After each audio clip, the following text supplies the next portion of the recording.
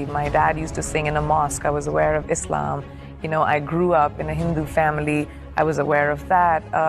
So spirituality is such a large part of India that you can't ignore it. But also my family. काफ़ी मेरे तकरीर देखते हैं TV पे और प्रसन्न होते हैं, खुसूसन जब मैं हिंदू धर्म के बारे में कहता हूँ और वो कहते हैं कि वो सनातन धर्म को मानते हैं। और सनातन धर्म में भी आपको शायद ये पता होगा कि सबसे अव्वल किताब भगवत गीता नहीं है, वेद है। भगवत गीता सनातन धर्म अगर आप पढ़ेंगे, आर्य समाज, आप आर्य समझिए,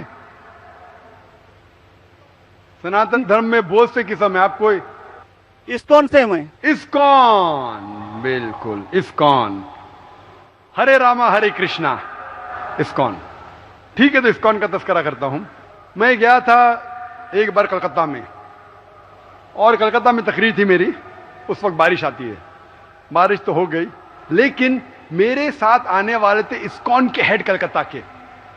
हम लोग दोनों जाते एक वैन में, वैनिटी वैन, मतलब जब बड़े मैदान में, यहाँ तो माशाल्लाह मैदान के बाजू में काफ़ी बिल्डिंग है, तो बड़े मैदान में प्रोग्राम होता है तो कोई ग्रीन रूम नहीं होता है, तो क्या करते हैं, वैन लेके आते, बस इसमें मेकअप रूम या आराम करने के लिए कंडीशन होता है। तो मैं इस्कॉन के हेड के साथ में बैठा था, तो उन्होंने वही बात कही जो आपने कहा, हमारे लिए सबसे अव्वल है भगवत गीता। मैंने बोला ठीक है, और कहीं का वेद भी ठीक है। तो मैंने पूछा, ये भगवत गीता हिंदू धर्म में दो किस्म की किताब है, एक है श्रुति, एक है स्मृति। श्रुति मतलब जो भगवान की भेजी हुई किताब, वेद और उपनिषद। उसने कहा बिल्कुल सही। स्मृति किसे कहते, तो उसने कहने लगा स्मृति कहते वो जो आदमी की लिखी हुई किताब है, मिसाल के तौर पे मनुस्मृति। तो मैंने पूछा ये रामायण और महाभारत क्या है, तो उसने कहा यह है स्मृति। बेशक बिल्कुल सही जवाब था, मैं भी तालिब इल्म हूं। तो मैंने पूछा, बिल्कुल सही कहते, ऊपर आती है श्रुति, वेदा और उपनिषद। स्मृति मतलब दूसरी किताबें, मनुस्मृति, इतिहास। मैंने पूछा ये महाभारत क्या इतिहास है।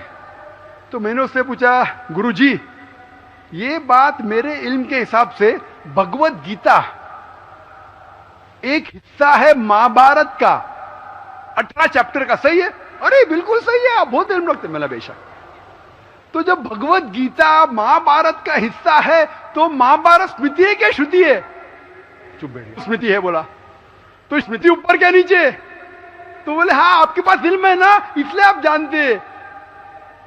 हम लोग को कहते हैं भगवत गीता ऊंची है, लेकिन हम सही कहते हैं ये भगवत गीता वेद का निचोड़ है। निचोड़ है लेकिन वेद ऊपर है, खुदा की किताब है। भगवत गीता इंसान की लिखी है, किसके जरिए? स्कॉलर्स कहते हैं, आपके इस्कॉन के गुरु भी कहेंगे वो। लेकिन आप आम आदमी हैं, आप शायद ये पेचीदा चीजें को जानते नहीं। हम तालिब इल्म हैं, मैं स्कॉलर नहीं हूं, तालिब इल्म हूं तकाबिल मज़ाहिब का, इस्लाम एंड कंपैरेटिव रिलीजन का। तो बोले बेशक आप बिल्कुल सही कहते हैं। तो मैं कहूंगा अगर वेद और भगवत गीता में टकराव है, किसकी बात मानेंगे? तो बोले आमतौर पे तो हम कहते हैं भगवत गीता ऊपर है, लेकिन आप सही कहते हैं क्योंकि आपका दिल में। तो मैं वो डबल स्टैंडर्ड क्यों? जिसके बाद दिल में बदल जाता है क्या? 2 + 2 4 ही रहता है, चाहे वो 2nd स्टैंडर्ड में या 10th स्टैंडर्ड में। 2 + 2 वही रहेगा, 4 बदलेगा नहीं। तो मैं ये कहता हूं गुरुजी से, आपके संत से, कि आप अपनी किताब लोगों में आम करो, हिंदुओं में आम करो वेद। लेकिन हिंदू धर्म में सिर्फ ब्राह्मण ही वेद को पढ़ सकता है, क्षत्रिय नहीं पढ़ सकता है। क्यों? बाकी लोग नहीं पढ़ सकते, वैश्य शूद्र नहीं पढ़ सकता है। क्यों? हमारे मजहब में ऊंच नीच नहीं है, काला या सफेद, अमीर या गरीब, राजा या फकीर कुरान पढ़ सकता है। नमाज के लिए जब उस ईश्वर की हम इबादत करते हैं, जब खड़े होते नमाज के लिए कंधे से कंधा मिला के करते, चाहे वो फकीर या अमीर या गरीब, फकीर या राजा साथ में खड़ा है तो कंधे से कंधे मिला के खड़ा होता है। और आप यहां देखेंगे, और मैं अल्हम्दुलिल्लाह कई बार सऊदी अरब गया हूं और किंग अब्दुल्ला की दावत पे भी गया हूं, माशाल्लाह उनकी सिक्योरिटी रहती है, तो सिक्योरिटी हट जाती है, आप साथ में तो साथ में अल्हम्दुलिल्लाह। राजा या फकीर, अमीर या गरीब, काला या सफेद, यकसा है। तो मैं ये कहना चाहता हूं, आप बिल्कुल सही कह रहे थे कि वेद स्वर्ग की बात करता है लेकिन खुदा की बात भी करता है। भगवत गीता में भी स्वर्ग के बाद लिखा है, खुदा का भी लिखा है। आप बोले अल्लाह के करीब आने के लिए भगवत गीता सही है, बराबर। मैं ये नहीं कह रहा हूँ कि ये वेदों में नहीं कहा है, वेदों में बहुत आखिरी आखिरी में आता है, लेकिन जो भगवत गीता जो है वो डायरेक्ट भगवान हुआ है, यानी अल्लाह ने कहा हुआ है, ऐसा है।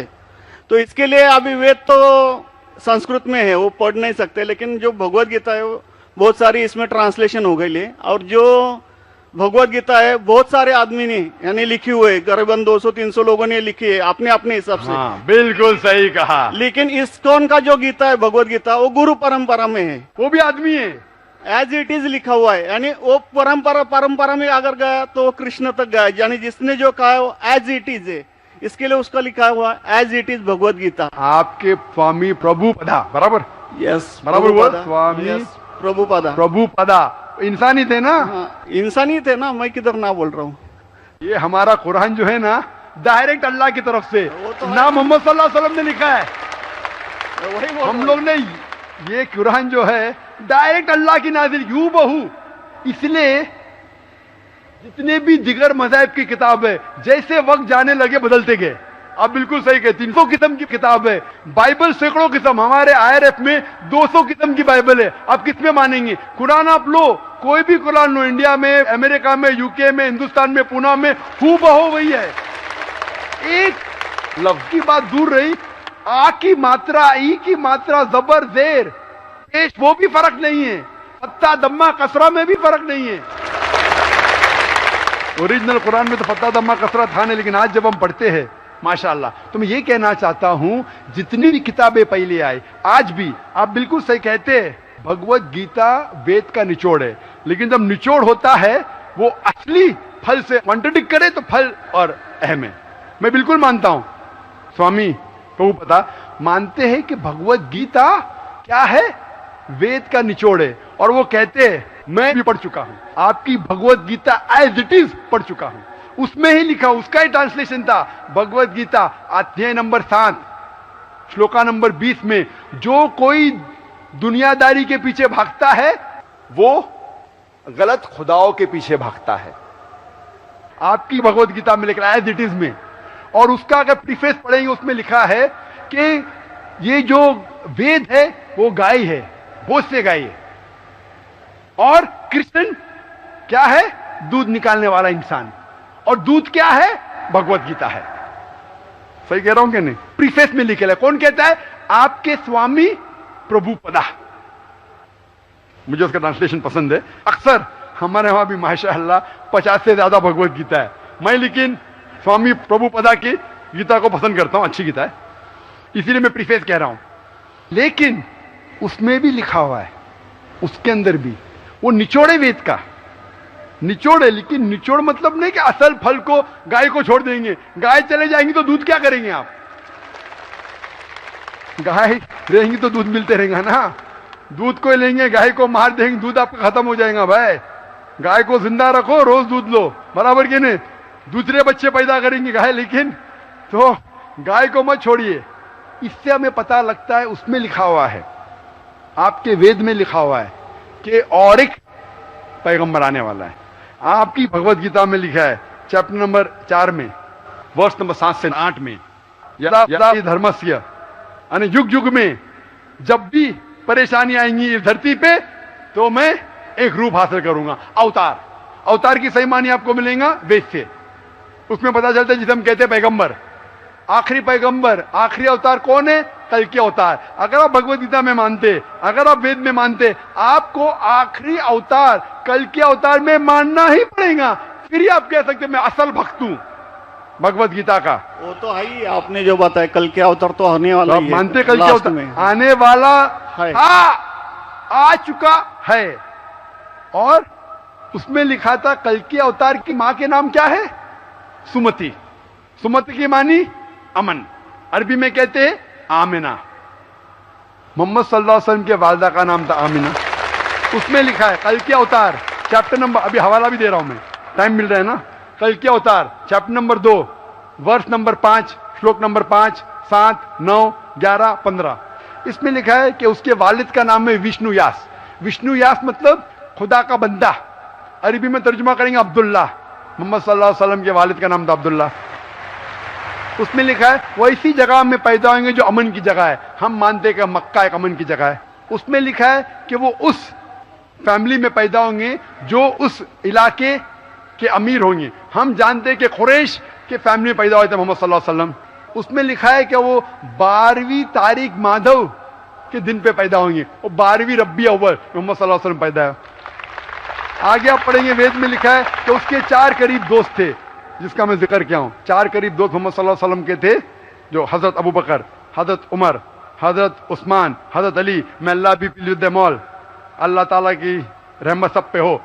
किसके बारे में जिक्र करें? उनको सबसे पहली जो वही आएंगी वो आएंगी एक गार के अंदर। हम जानते हैं मोहम्मद सल्लल्लाहु अलैहि वसल्लम सबसे पहली वही आए गार हिरा में।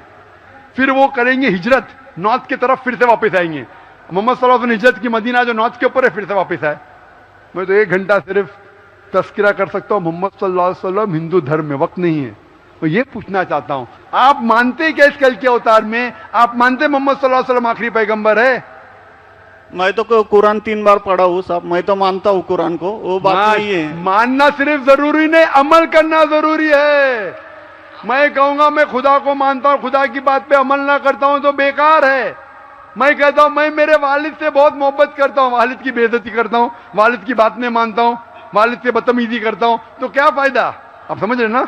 समझ रहा हूं मैं, लेकिन आपने कुछ पहले ही अभी 10-15 मिनट पहले ही आपने कहा था कि जो भी है, कुरान है, वेद है और बाइबल है, कि जो जो उसमें लिखा हुआ है खुदा ने उसके ऊपर अमल करना चाहिए। तो मैं अपने इससे अमल करता ही हूँ। जो कुछ मानता तो हुई खुदा एक ही है करके, वो तो मानता ही है। बिल्कुल, मैं नहीं बोल रहा कि आपके लिए कोई खुदा अलग है, मेरे लिए कोई अलग है, या ईसाई के लिए कुछ अलग है। आप सनातन धर्म के हैं, मैं जानता हूँ सनातन धर्म में एक खुदा को मानते हैं। वो मानते खुदा की प्रतिमा नहीं, अक्स नहीं है, बराबर ये मानते। लेकिन मैं ये जानना चाहता हूँ, आप कल के अवतार में आप मेरे सवाल को घुमाओ मत।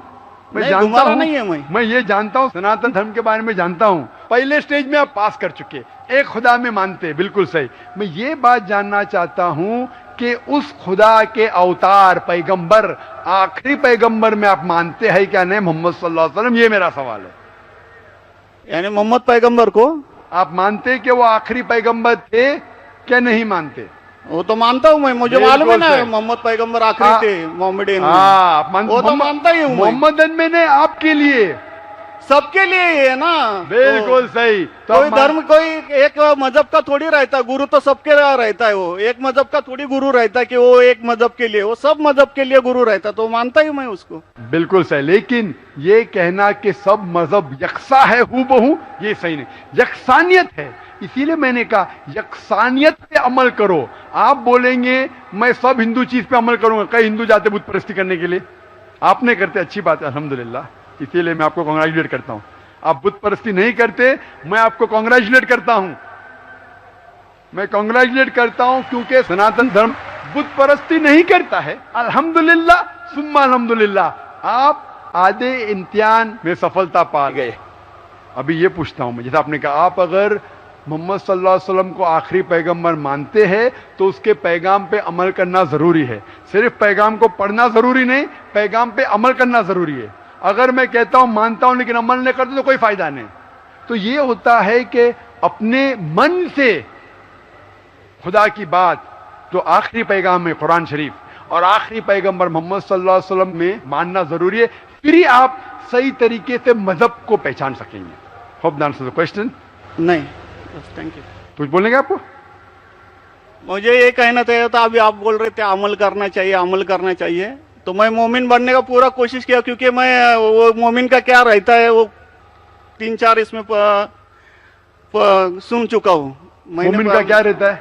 मोमिन का जो बताया था ना, क्या जो रीजन, जो कैसा रहता है मोमिन, कैसा रहता है, मैं जानना चाहता हूँ। नहीं, मैं इतना याद में जितना रखा हूँ मैं, जो भी याद नहीं सकता है, जो भी याद है बोल लीजिए, नो प्रॉब्लम। जो कमी है मैं पूरी कर लूंगा।